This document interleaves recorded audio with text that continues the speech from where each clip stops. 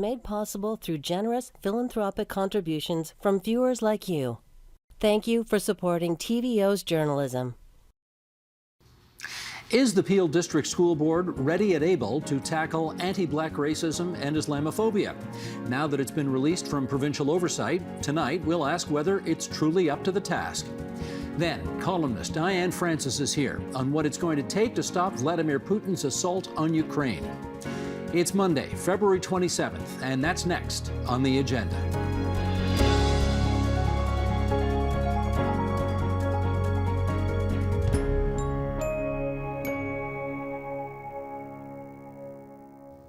For nearly 2.5 years, the Ministry of Education took control of the Peel District School Board. It did so after a review found serious concerns about anti-black racism and Islamophobia in schools there and several other issues. Supervision by the province ended in January. Was that a wise move? And how prepared is Peel today to tackle discrimination? Joining us now on that, and as is our custom here, we'll introduce our guests from furthest away to closest to our studio, starting in Calgary, Alberta, with Jamil Javani, president of the Canada Strong and Free Network. He was the Ford government's Ontario advocate for community opportunities. And here in our studio, David Green, chair of the Peel District School Board. David Bosveld, community advocate and a parent of children in the Peel Board. And Asya Khan, Director for Education Programs at the National Council of Canadian Muslims.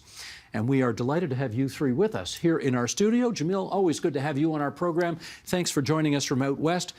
Mr. Chairman, I'm going to get to you first because I think we need a little bit of background before we conduct our discussion here. Yes. So let's start with this. Why was the Peel District School Board placed under Ministry of Education supervision to begin with? Just going to give you a quick overview of that reason. There was circumstances that arrived that a trustee made a comment that was not sitting well with the community. The community itself started, advocated and wanted something to be done. At that time, the chair of the day was off, and the person who was chairing at that time did not see that the comment warranted any change. You want to say what the comment was? The comment was that a school that is in Brampton that is known as McCrimmon was student called it McCriminal, and a trustee who was an elected official repeated that. So that was the comment that brought us to there. The community started advocating for changes, and they wanted to see changes happen. What was your concern about what that comment reflected? As a person of color, I had major concern because I did speak to my colleagues at the time and said, even though people may not see it as something that is detrimental, but I feel that it needed to be addressed. And not only that it needed to be addressed, the public needed to know that it was addressed. Okay, and one more on this. In your view, was it a good decision to stop Ministry of Education supervision over the Peel Board last month? It's a good decision. It's a right decision. And reason why it's a good decision, it's the right decision.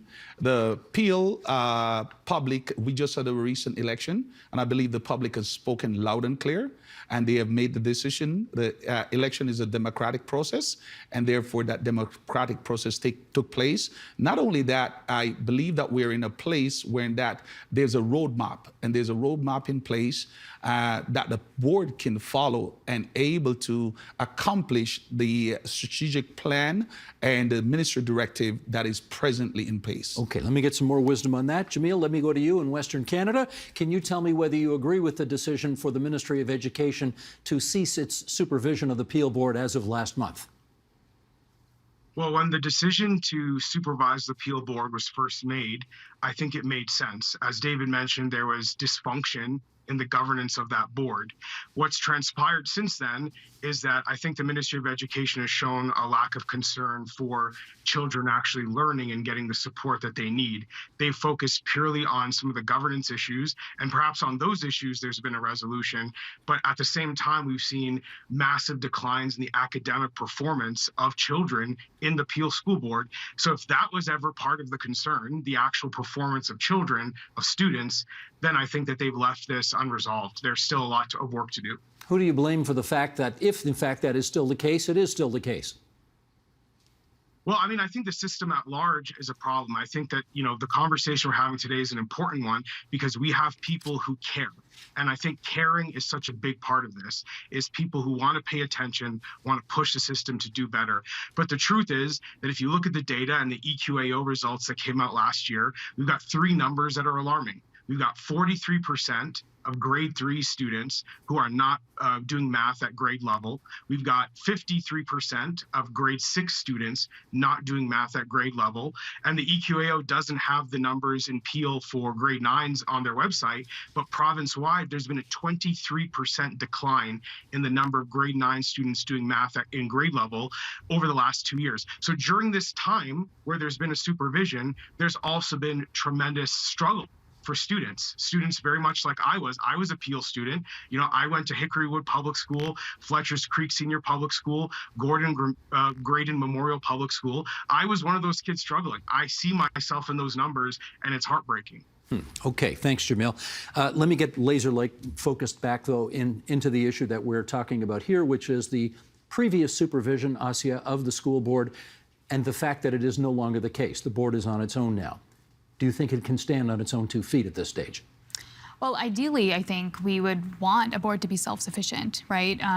As previous speakers have shared, there was dysfunction.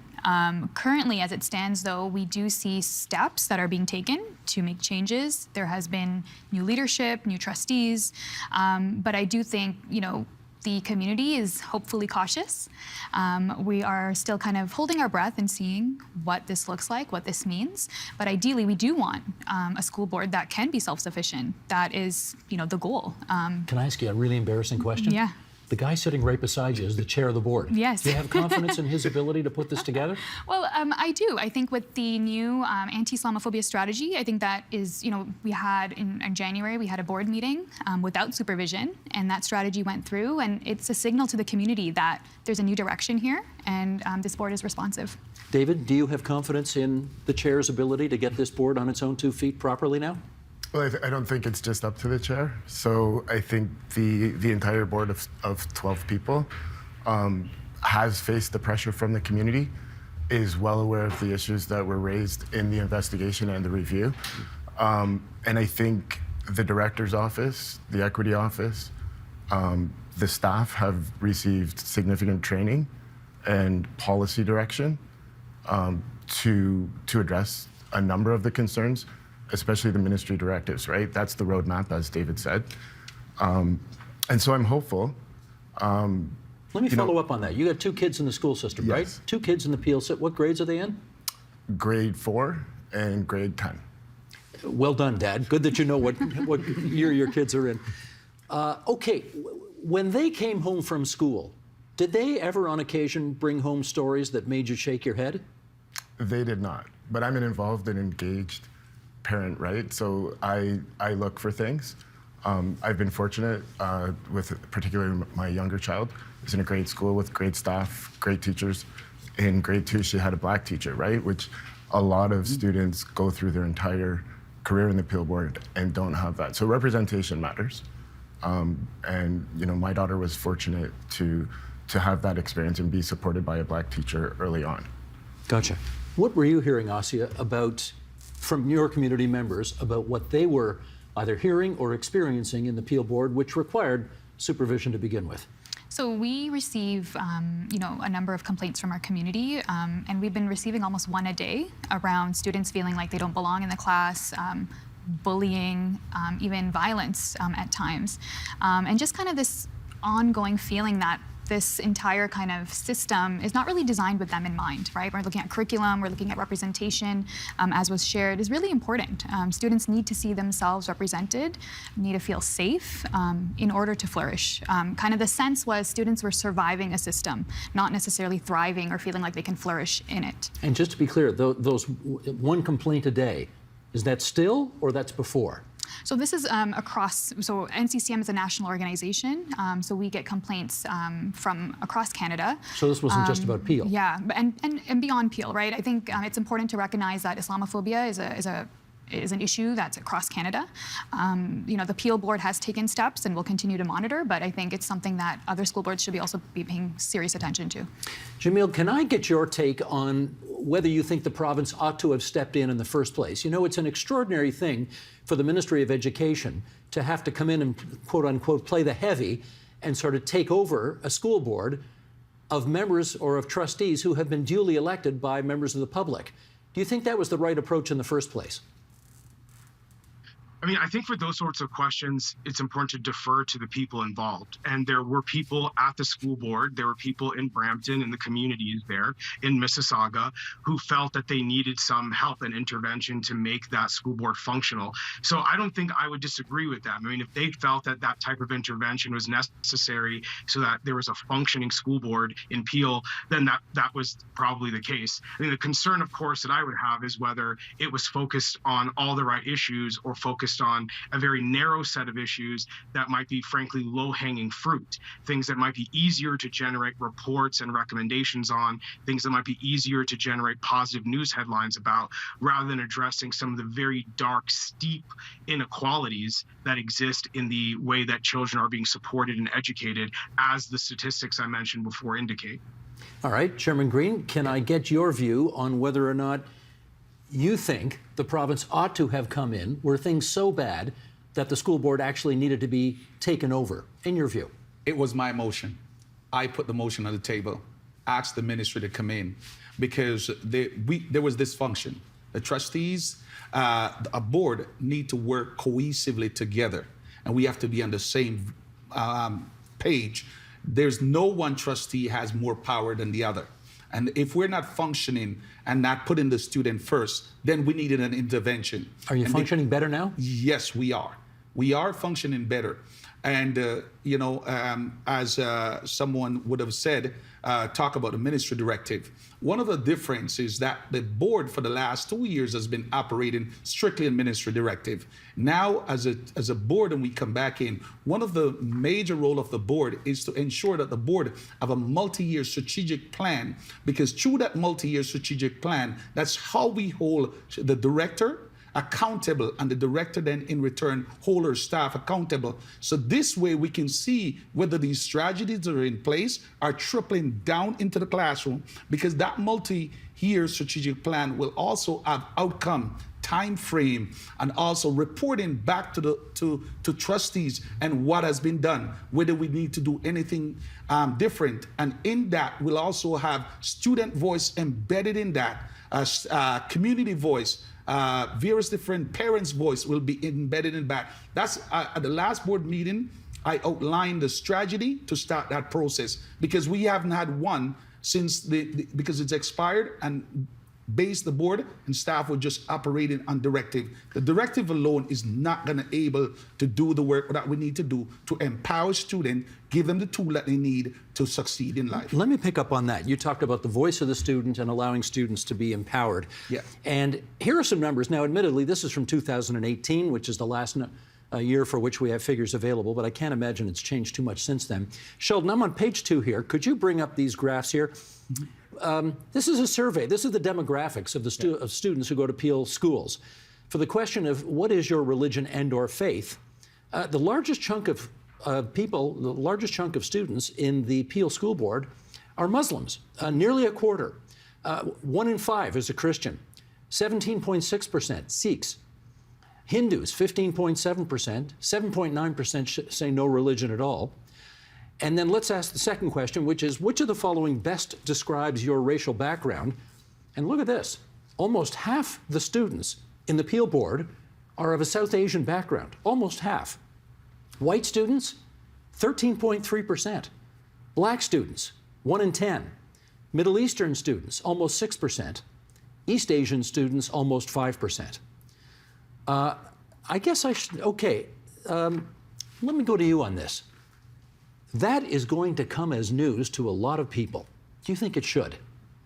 No, I think Brampton, Mississauga are some of the fastest growing and the youngest demographics in the province, and that diversity is reflected. I think we had a number that said 80% of the students do not identify as white, 70% of the teachers do, right? And so in order to address that gap, it's going to take intentional work. It's going to take a real effort to bring about a staff that reflects the student body. Well, let me follow up with Jamil on that. Jamil, in your view, is it a problem if 80% of the student body isn't white, but 70% of the teachers are?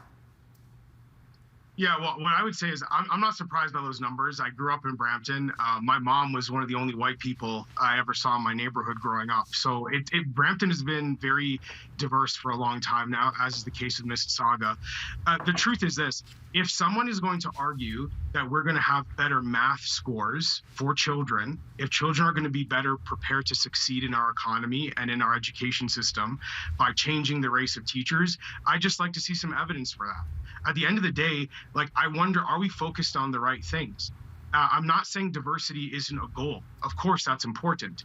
But what is the ultimate outcome we're trying to achieve? I'm a black man, a biracial black man. I have a Muslim name. My father's a Muslim. Anti-black racism and Islamophobia are very real things that I've dealt with in my own life. However, that in and of itself and tackling those problems doesn't necessarily change the outcome for learning for children. And all I want is a conversation about that. What are we going to do about that? And the worry I have personally, as a member of the community, as someone who graduated from the Peel School Board some decades ago, I won't age myself, is that we are focused on the wrong things, and what we're going to do is create a false sense of progress by saying, well, look, we've had a facelift of who the teachers are. We've done all these sort of superficial diversity changes, but the core of the system that is failing kids is not being changed. That's my concern. And if we're going to argue diversity is a fix to this, I would like for someone to explain that. Explain how changing who the teachers are is going to change the math scores. That's what I'd love to hear. I want to hear the chair of the Peel District School Board respond to that. Does it mean, do these statistics mean that if a quarter of the students are Muslim, then a quarter of the teachers have to be Muslim, and once you've achieved that, you've solved all your problems? No, I'm totally agree with Jamel. I believe the important thing is providing training. Training, because we have great teachers who actually believe in students and want to see students succeed. And therefore, what we need to do, we need to bring people together. Bring people together, train them together. Because if I just bring one set of staff in, how do you look at somebody else and understand their background? When we work together, understanding our diversity and what we bring to the table, learn from each other, I think that's what's going to make the difference. Having that staff, that their capacity is built and is developed and able and ready to serve and provided those leadership and mentorship to students is going to be key. And that's, I can tell you right now, I meet with the director of education every single Tuesday because I want to see what's happening, what's taking place. And then I also report now back to my colleagues to say, here's what's been done. And there's some hard work has been done behind the scene by the staff to making sure that this is the path that we go down. I don't doubt that, but again, Asya, I'll put this to you. A quarter of the students in the Peel School Board are Muslims. Does that mean necessarily that for the best outcomes, a quarter of the teachers need to be Muslims as well? So I think representation is important, but I always think of this quote by Verna Myers where she says, you know, diversity is being invited to the party, inclusion is being asked to dance, right? So we might have diverse spaces with a diverse student body, but do those students actually feel like they're included, that they belong? These are the kind of metrics and conversations we need to have to ensure that beyond representation, we ensure that we're creating a system where students can succeed. Do you think you are right now? Right now, no. We know that there are a lot of gaps, and there is, you know, movement. There's systemic change. We're hoping this strategy can cause that change. But until we don't see those impacts on our students' desks, until we don't see changes at the student level, we aren't seeing what we need to see. Do you agree with Jamil that it's all well and good to change the look, if you like, to change the diversity of the staff in the Peel Board? But if you don't get to some of the bigger issues, like whether any of these kids actually know math or English or science, you might be solving one problem, but you're not getting to the bigger problem? Well, I don't think we need to strive to exactly match the representation of the staff with the student body. I think math scores and EQAO testing scores are one measure, but they're not the only measure. How many students are dropping out? How many are experiencing violence? How many are having racist incidents happen to them in schools, both like individualized and systemic? And I think what the ministry review and the ministry investigation uncovered was hundreds of those incidents, and those are impacting those math scores, right? So if we're not gonna deal with those things, and that's gonna take a generation, right? The Peel board has 155,000 students. It's the size of a large Ontario city, right? So shifting that on its axis doesn't stop because the supervisor's been removed.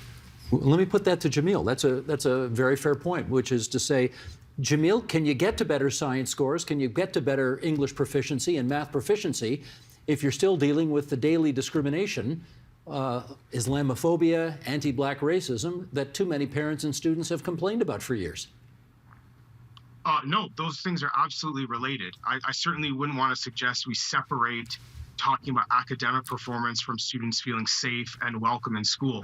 Certainly when I was failing the literacy test in school, when I was failing math classes, it was in large part because I didn't want to be there and I hated being in that building and I didn't have good relationships in the school. So all of those things are absolutely related. But my point is just, why aren't we talking about the academic side of these problems? Why aren't we saying when you're going to put forward recommendations about anti-racism that you would also include some attempt to measure the impact of your policies on the academic performance of children? And if over, let's say, the next 3 years, the policies don't change the academic performance of kids, who's accountable for that? Who loses a job? Who's going to be asked questions when the math scores don't improve? These are the parts that are missing in my view. We just went through an Ontario election last June, and no one asked any of the candidates who were running for premier about the math scores. No one said, what's your plan to make sure that kids are being prepared for success, regardless of what they look like, where they grow up, where their parents are from? This is not even a political issue, a policy issue that people want to talk about. We have a Ministry of Education that has a continuous track record of what I would call virtue signaling, pointing to things like race politics and saying, look how progressive we are. We're using new words. We're using the buzzwords of diversity, equity, and inclusion. Meanwhile, over the exact same period of time that they're adopting this new language, we see dramatic declines in academic performance for kids. And my worry is just where our eyes are looking one way while the real issues are, or let's say, in my view, the more important issues are being sort of brushed under the rug. And so it's not about either or. It's not like my point is competing with anything that the Davids are saying or that NCCM is doing. I think that all these people are doing important work. All I'm saying is let's not lose sight of the bigger purpose of education, which is ultimately education. And when people in power get away with not answering questions about that, it concerns me. I totally take your point, and I think if I hear correctly, I'm hearing a good consensus around this actual and virtual table for the fact that students do need a safe place to go learn. They need to feel comfortable in their classrooms. They can't get to better math scores and more English proficiency if they don't at least have that as a foundation on which to build. So, Asya, let me ask you, are you satisfied that the Peel Board now has an anti-Islamophobia policy that will enable students to be their best selves? Certainly, I think it's a big step. It's a historic step. No other school board in the province has adopted a strategy like this, and perhaps even in the country. But like I said, you know, the community has been behind this for quite some time. You were involved with it, weren't you? Yeah. Trying to get that passed. Yeah, NCCM has been actively involved in the consultation process with community as well as the writing of the strategy. The community is, you know, again, really excited, but again, we're also cautiously optimistic. Tell me one or two things in the strategy that you think will make a difference in the daily lives of kids in Peel. So it includes looking at curriculum and looking at how do we create a curriculum that's actually responsive to student needs. It also includes capacity building for senior leaders and staff around how do we address issues related to Islamophobia, and beyond that, how do we actually affirm our students? How do we affirm Muslim identities and what that means? Because we know Islamophobia doesn't impact students the same way. It intersects with a number of different forms of oppression as well. David, can I get you on that? Do you think the curriculum needs to change in particular ways that would make your kids feel more comfortable in their classrooms? 100%, right? We need to review the materials, maybe take away a bit of the Eurocentric approach, and start embedding diverse experiences in the learning materials. Like, it's not just math that's affected by all of the troubles of Islamophobia, anti-Black racism. It's students' sense of belonging, it's inclusion, and it's safety, right? And so I think when we start with the curriculum, we look at representation, we look at how students are treated, how they're being disciplined, right? How they're being excluded sometimes, suspended, excluded, and expelled at disproportionate rates. Once we start addressing those things, we'll have kids that perhaps love being in school and develop a lifelong love for their learning. Jamil, let me put that to you. Do you think, given the unique makeup of the student body and the PL board, does there need to be a change in curriculum? Look, if people have ideas on how to better engage students, how to adapt a curriculum to be more relevant to their day-to-day life, their cultural experiences in this country, I think those are all very important. The only thing that I would say is, you know, there's a lot of perhaps being used in the conversation around these things, where we sort of assume that addressing some of these things will lead to some trickle-down benefits in academic performance. You know, there is a lot of research on this, and a lot of it shows that the way that we do instruction around things like math, reading, writing makes a difference. The ratio between teachers and students makes a big difference. There are a lot of things that are about the instruction and delivery of education services that are colorblind, but do make a difference in whether kids of any background would be able to be supported appropriately and learn. These are the sort of structural changes I'm talking about. For as long as we continue to have the system structured the way that it is, with the current ratio between teachers and students, the lack of extra help that a lot of kids need in the school building that they're not getting, you can do a lot of these changes. I don't necessarily believe that it's going to be linked to the changes in learning outcomes that we need. And frankly, as long as we continue to allow the Ministry of Education and other policymakers to have us focus on an assumed trickle-down benefit to academics, as opposed to asking for direct and specific policies that will address the academic concerns that parents and communities have, then I think that we're basically allowing for, you know, people in power to kind of get away with not making the changes that I think we know they can make and should make. I should get the chair of the Peel board to respond to that. Yeah, definitely. I personally believe that if we're going to make a difference, we can't put a Band-Aid and what is there. We need to change that. And the changes that we need to see in the curriculum itself, because students learn differently. I believe every child can learn. There is no, when we hear about student have this disability and that disability, I believe every child can learn, but they need to see themselves embedded in the curriculum, embedded in the work that they need to be doing. Is that the case today? That we are working towards that right now. Prior to, I would say no, because we have to find ways and means, and working with students and their family, working with the community, for students to see themselves as part of the fabric. They need to feel comfortable in the spaces that they are and safe enough to able to speak up, even when there's something affecting them, that they can speak up without being worried about reprisal. And their voice needs to be heard. What we are doing right now, we are making sure that the student voices are embedded in everything that we do as we go forward. All right, with just a few minutes to go here, that sounds like a pretty good mission statement as to what defines success in the Peel board today. Let me ask you, though, Asia, when you think about what success looks like for students in Peel, what does that list include? I think broadly it includes students feeling safe and that they're included in their education, right? And the spaces that they're occupying. So that could be through success in academics, but it also could be a sense of belonging in the space that they're occupying. And there's a number of ways that we need to do that, and I know the speakers have shared. It's not a singular issue. I think it's multifaceted. What does success look like to you? It looks like we are constantly monitoring and reviewing and checking back with students and families, and engaging the improvements, both in test scores and graduation rates, but also in directly talking to students and families about their experience.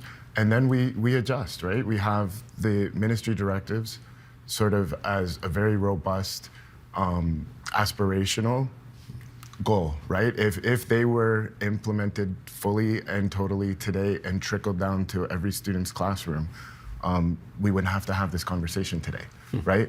But I think we all know that being hopeful about them and really holding the board trustees, the board director, and the Ministry of Education accountable to not checkboxing this work and staying engaged on this piece of work. And to Jamil's point, the other stuff, the test scores, the math scores, all of that stuff, especially over the past 3 years, right, has been impacted by online learning, the COVID pandemic. Absolutely. And really, to his point, the ministry's defunding of public education, right? And that results in the class sizes, the lack of supports in class rooms. That's a whole other show, David. And I don't think David Green himself and his board of trustees can fully address that without the minister's support. Certainly not in our last minute here. That will take some. You're going to stay engaged? Absolutely. You're going to hold his feet to the fire? 100%. You ready for that? I'm ready for that. Jamil, let me give you the last minute here. What does success look like for you? I think, aside from the obvious that we have better test scores, better graduation rates, some of the things that the other panelists here have addressed, I would just add two quick things. One, that students aren't made to stand alone, that parents, that adults like me who don't have kids, take interest in the issue, hold people accountable, vote on this issue, ask people in power to do something about it, and not just continue to be apathetic while we see massive declines in academic performance of children. That's number one. Number two, that we do not allow for class inequality to be lost in all of this. I know that it's important to have balance between understanding identity-based issues like anti-Black racism and Islamophobia, but the biggest predictor, quite honestly, of who struggles in our economy, who struggles in our education system, is class. People who are in a low-income household, regardless of their race, people who grow up with a single parent, regardless of their race, they're struggling, and we need to make sure that we don't lose any of those people because we're focused on one particular ethnic group or one particular religion. That is Jamil Javani from the Canada Strong and Free Network. We thank him, along with David Bosveld, community advocate, David Green, the chair of the Peel District School Board, and Asya Khan, National Council of Canadian Muslims. Good of all of you to join us here on TVO tonight. Many thanks. Thank you. Thank you. Thank you.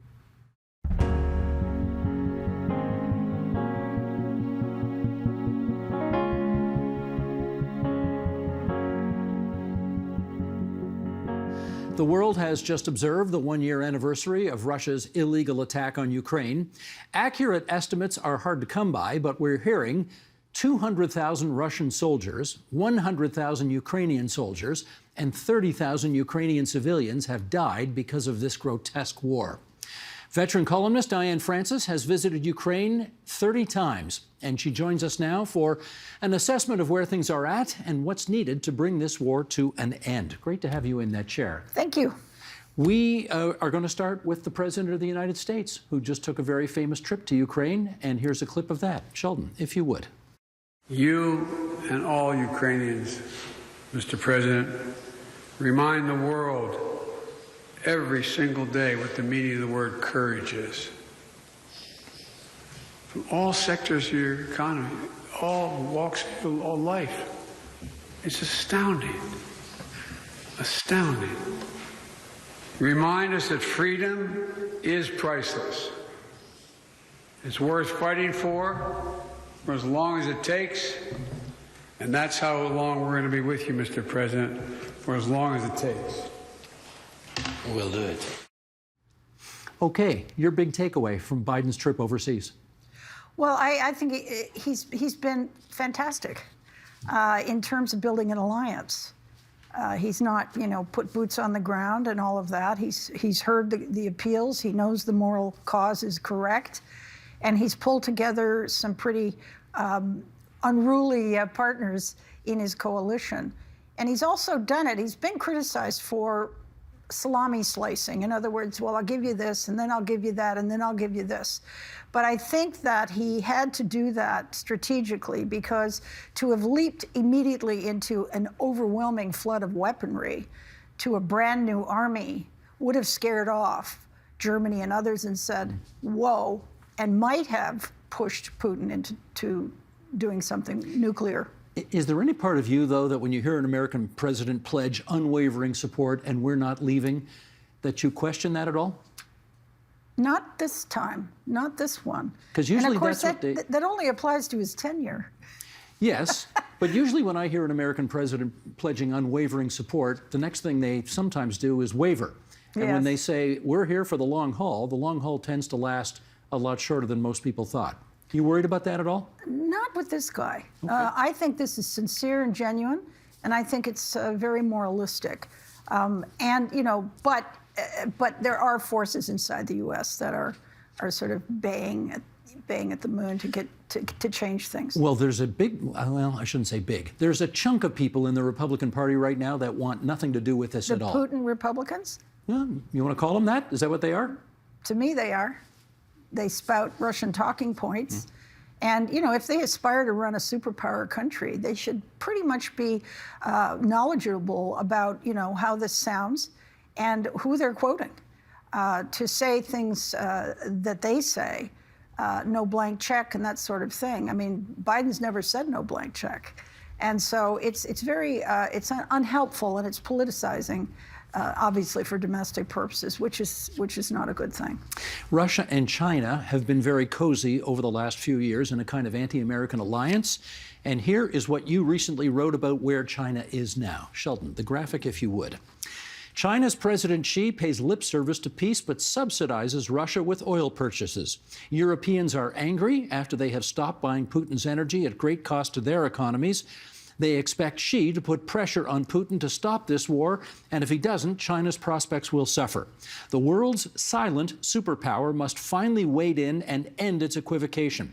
So-called neutrality and trading with the enemy are mutually exclusive. As apartheid fighter Desmond Tutu wisely stated to fence-sitters years ago, to be neutral is to back the aggressor. Okay, what would you like to see China do right now? China is playing a very careful, cautious, balancing game, and I don't blame them. Look, India is doing the same thing, by the way, and you know we don't perceive India as a superpower problem, but it's going to catch up to China in about 10 years, almost. India in size, and they're also buying the oil, and they're buying weaponry from Russia, also. So what China is doing, however, is they are hedging their bets. They're doing just as much as they need to do to placate Putin. And they have been outspoken about the nuclear thing, the nuclear threats. And they have proposed a peace idea, which is not going to necessarily go anywhere, but at least they're using the peace word.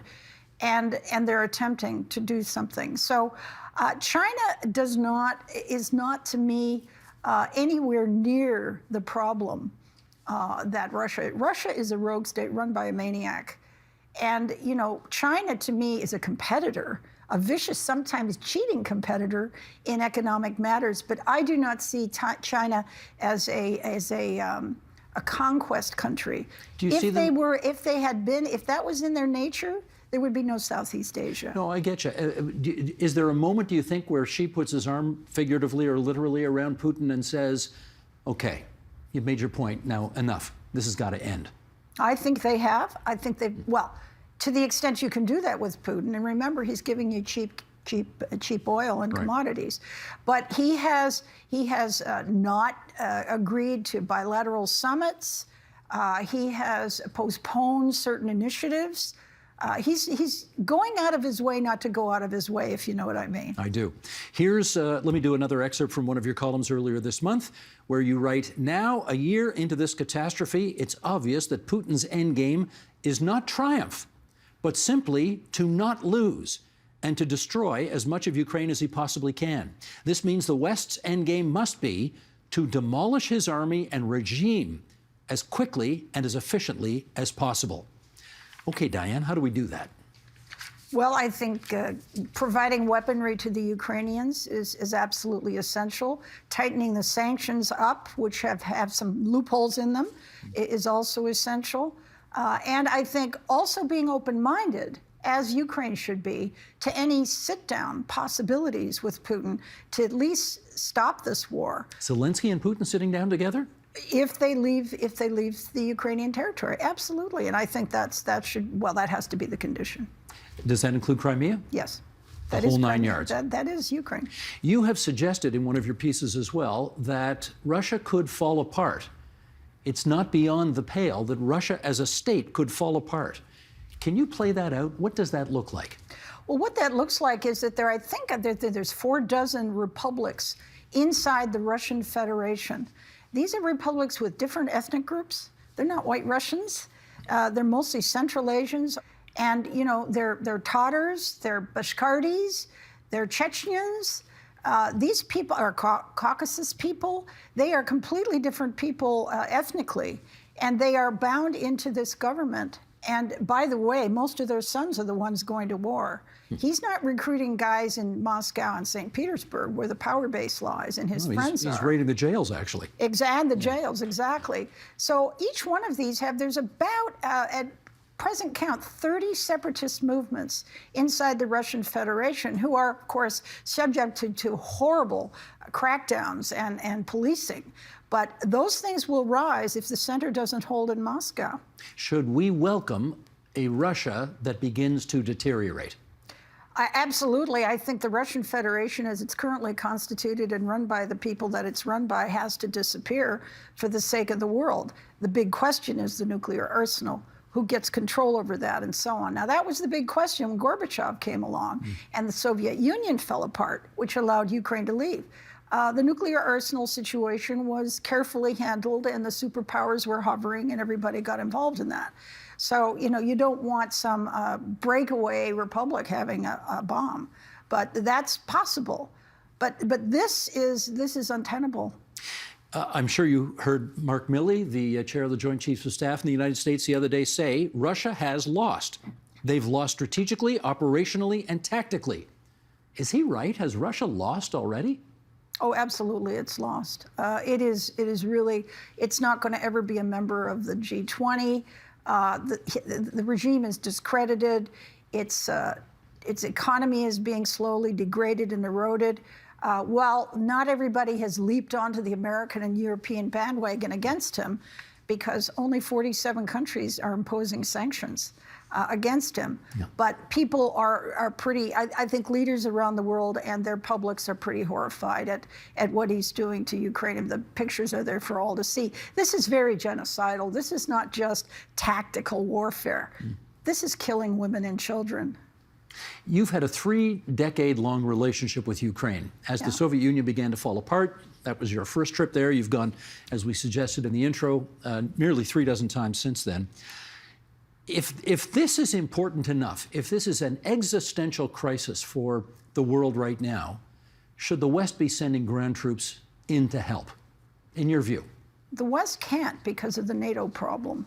If NATO is sending troops and its armies directly into this battlefield, then Russia will say they've declared war against us, and then anything can happen. So I think the way it has to be played is the way it's being played.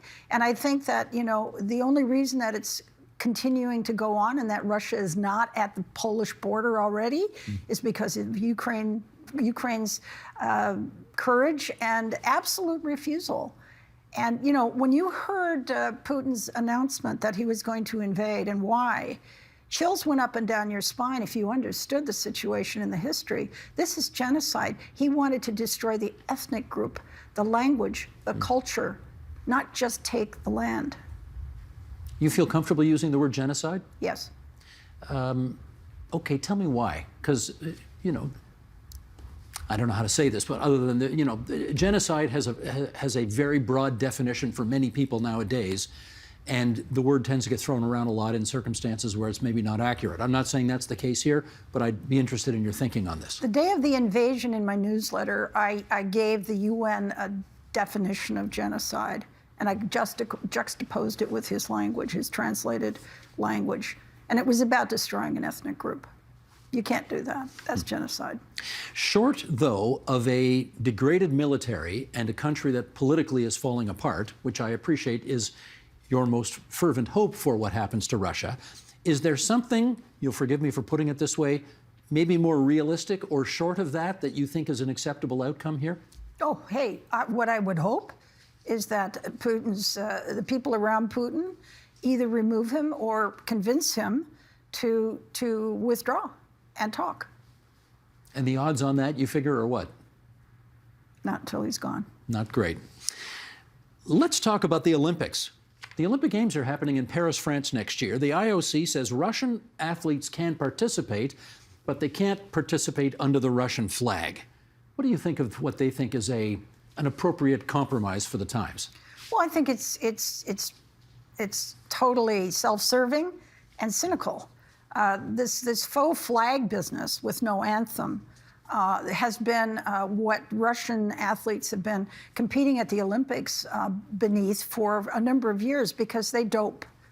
They use doping techniques for their athletes, and they cheat.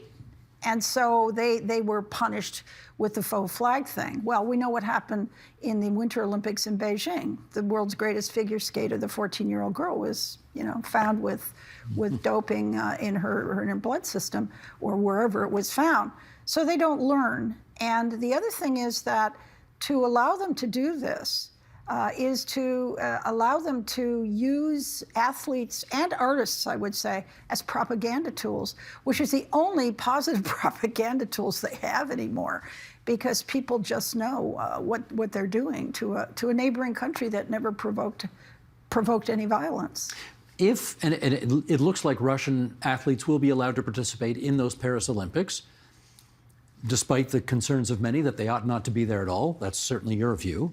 What should Western nations do if that ends up being the way it's going to be? A number of nations, certainly the Baltic nations, and I hope Canada will consider demanding the Olympic Committee ban them altogether from the Games in 2024. Now you say consider urging a ban. That's not demanding a ban, that's considering. No, they would consider demanding the ban.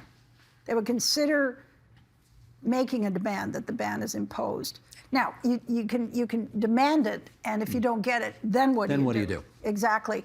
In the world of the arts, this is already has occurred, and I wrote recently about one Olympic standard Ukrainian athlete, 22 years old, who was blown up in this war 2 weeks after his birthday on January 1, and he was headed for the Olympics. He will never go to the Olympics. I don't think Russian athletes should go to the Olympics. But if they do, are you prepared to say that the government of Canada should decline to participate in those Olympics? That's a big decision. It's a big decision because of the training and the costs and the hopes and the aspirations of all our athletes. It's a tricky one, and if the IOC wants to continue to be this way, I think that Canada and other countries should start to withdraw financial support. Here's the other side of the argument, which I've heard numerous times in relationship to the National Hockey League, which of course has a significant number of really good Russian players in it. And the argument goes like this: we can't really know what kind of pressure the Putin government puts on either those Russian athletes in the NHL or their families back home in Russia to really feel comfortable saying that we should kick all the Russians out of the NHL or we should kick all the Russian athletes out of the Olympic Games. Do you have any time for that theory? Well, I think that's an interesting one. I think it's valid. There's a very famous conductor, Gergiev, who the Munich Symphony kicked out because he refused to denounce his support for Putin and his invasion. You could demand that these people denounce Putin and his invasion. That's another way to address the problem. Hockey players or pianists or ballet dancers. However, the reality is, to be fair, is if they did such a thing, their families would pay a price in Russia. That's the thing. I mean, a lot of people... I think they're blackmailed. I think they're held hostage to it. Alex Ovechkin, who's obviously one of the great NHL players of all time, he's got a picture of Putin and him on his Instagram page. And a lot of people have been wondering why he continues That's unacceptable. That is unacceptable. If he takes it down, though... Co-branding is unacceptable. I get you, but if he takes it down, does he put his family back in Russia at risk? That's the question. I don't know. Likely, but maybe not likely either, because the nicest thing that could happen to Mr. Putin is Ovechkin beats Gretzky's record, and Gretzky was half Ukrainian. Yeah, Gretzky was from Belarus. His roots go back to Belarus. Ukrainian, Belarus. Yeah, okay. You have written, there is no more time for half measures in our support of Ukraine. Fill in the blanks there. What does that mean? Half measures on the part of some countries. Canada was very slow off the mark, but I think we're sort of catching up nicely. And the Europeans were slow, and they are really catching up. And so I think that that's important. And I think that people should be discriminating in terms of, for instance, if I go to a ballet or a symphony, I'm not going to go if there's a Russian performing. I'm not.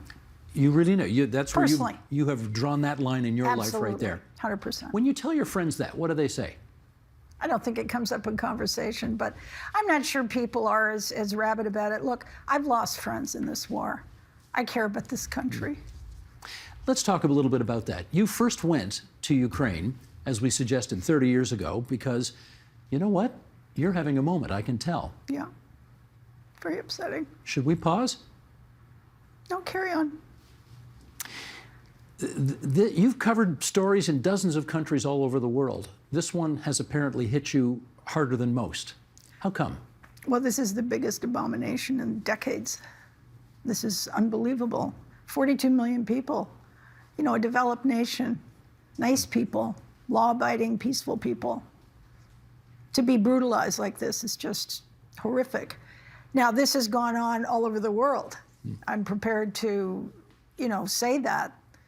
It is a European war, which is why a lot of people in the third world, whose press I read, are not sympathetic and are not joining in that much, because they say, wait a minute, you ignored what's going on in Nigeria or what's in Yemen and so on. So I get that. But for me, this is personal. Ukraine, sadly, has had a lot of corrupt leadership of its own over the years. Yes. Have we indulged in that? Do we have some kind of culpability in that because we just turned a blind eye for so many years as well? As an anti-corruption activist for most of those years, writing and helping raise money for organizations, let me just explain that the Ukraine had a lot of corruption, politically and economically and judicially, and in their police and so on, but that was Russian influence. After they became independent, they were orphaned. They were not part of the European Union, and Russia decided to get back and stay in control.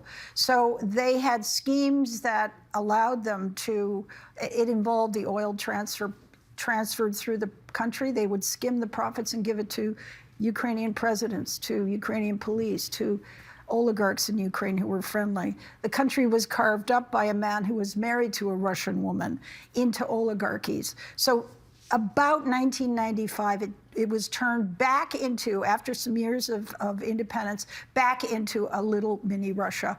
And since that time, for 30 years, the Ukrainians have been trying to get out from under the corrosive corruption of the Russian state. And they finally had their first free election, and Mr. Zelensky got elected with a reform platform, and that's why they were invaded. Because it was going to happen, it was going to work, and he would not countenance that. I'm going to ask you a question here you're really not going to like, but it's okay. You've had questions before you didn't like. There's a body of thought out there that says we have not adequately understood how under the thumb Russia has felt because we've played footsie with the notion of bringing Ukraine into NATO. When the Iron Curtain went down, we almost immediately allowed all of those countries to come into the NATO alliance. And as a result, Russia has, in their view, understandably felt that we've been beating our chests a little too hard in the NATO countries, and they felt very threatened as a result. Do you have any time for that theory at all? Oh, that's just Russian talking points. They had every right in the world, and they have been very involved in the former satellite states, trying to influence their elections politically, messing around with Europe. I mean, they've had a hand. They have been had a lot of influence whenever they were free to do that. But to take over a country, I mean, that's a little different. There's one thing to persuade, one thing to compete. It's another thing to destroy and invade. Let's finish up on this. Could you have imagined that the former star of a situation comedy could turn out to be the most impressive leader in the democratic world today? Well, I'll explain that. I know him. Zelensky was disparagingly described as a comedian. Mr. Zelensky is a lawyer. Mr. Zelensky's father is the most famous computer scientist in Eastern Europe. His mother is a civil engineer. He was an only child. He and his wife built an entertainment empire of many movies, some of which he starred in and some of which he only wrote or produced. He became a millionaire in his own right over many years. This is a very clever man. And when he won election, he brought with him his writing room. And so he has people around him now. This is why the communications are they're unheard of. They're so brilliant and smart.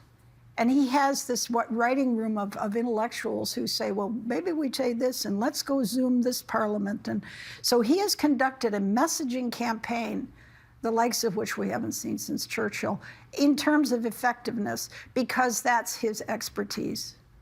You would not have necessarily thought that was possible if all you saw of him was the sitcom that he starred in, Servant of the People, which is fabulous, incidentally. Fabulous. Yeah. Yeah. No, this is a very smart man. As he shows all the time. If people want to read more about this in your column, where do they find? You're on Substack now. Substack. So Diane. how do they Just find look that? up Diane Francis Substack. Google it. And it's all there. Okay. Diane Francis, your absence from this studio has been too long, and we are really glad to have rectified that here tonight. So it's great to see you again, and be well. And I hope you get to Ukraine again someday. Do you want to go back? Oh, sure. You think it's going to happen? When I can do it safely, yes.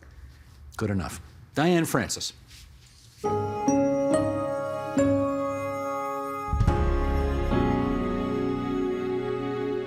And that is the agenda for Monday, February 27th, 2023. Long COVID is a term that's been around since fairly early in the pandemic, but as research mounts, it's not clear how much that's helping doctors understand patients' post-COVID outcomes. And we'll find out more about this tomorrow. I'm Steve Paikin. Thanks for watching TVO, for joining us online at tvo.org, and we'll see you again tomorrow. The Agenda with Steve Paikin is made possible through generous philanthropic contributions from viewers like you. Thank you for supporting TVO's journalism.